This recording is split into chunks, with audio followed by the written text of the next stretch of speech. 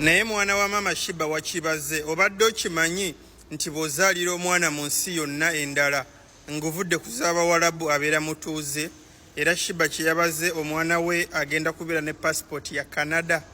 Kikyo kye bayita okubeera planned n'okubeera ssente. Mmwe mwenna bayita ba planned kid, toli planned nga tonnatuuka ku eyo level. Kizibu nnyo ensi okuwa omuntu visa ng'ali lubuto kuba baba bakimanyi abakazi bano kye babala. Era omuntu yenna yabalira Shiba n'amubalira ddiiru ne process ne paperwork na buli kimu.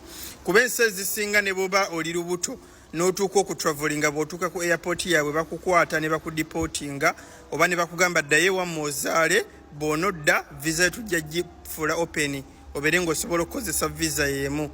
Naye Shiba kalungi omwana gw'azadde mu Canada, Canadian citizen, Uganda weefuniramu obusambattuko, ali eligible oba alina okuweebwa ssente okuva mu gavumenti ya Canada kubeera birira abaana ebiro si bya Museveni.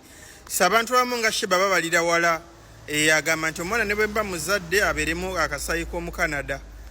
Congratulations Shiba, naye nga bannaayi kikyo kye bayita okubeera planned ekituufu.